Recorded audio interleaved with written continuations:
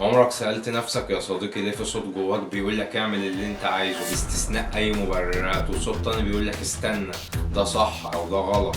في علم النفس بيطلق على الصوتين دول الانا والانا العليا. الانا يا صديقي بكل بساطة هي طريقة تفكيرك الواقعية اللي بتحاول توازن بين رغباتك اللي انت عايزها وبين الواقع اللي انت عايش فيه. يعني الانا بتسأل اعمل ايه دلوقتي علشان اطلع بأقل خسارة ممكنة. وعلشان نكون متفقين هي مش ملاك ولا شيطان، هي مدير في النص كده ما بينهم.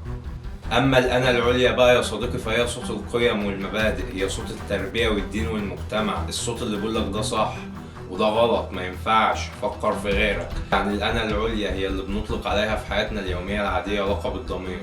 الانا العليا يا صديقي عايزاك شخص مثالي ما بتغلطش حتى لو ده على حساب راحتك. وهنا يجي السؤال المهم، ليه الناس بتفكر بشكل مختلف تماما عن بعض؟ لأن في ناس الأنا العليا عندها دايما عالي، ضميرهم صاحب زيادة عن اللزوم، قلق وخوف وجلد ذات مستمر وتمييز بين الصح والغلط في أي موقف. الناس اللي عندها الأنا مسيطرة حرفيا عندهم انعدام ضمير، قراراتهم دايما سريعة وواقعية بس أحيانا أنانية، بتخدم مصلحتهم الشخصية حتى ولو على حساب الغير بدون استثناء أي قيم أو أي مبادئ أو أي دين اتعلموها من التربية. وفي ناس كل قلائل يا صديقي بتعرف توازن بين الاتنين، بتحكم ضميرها في أي حاجة.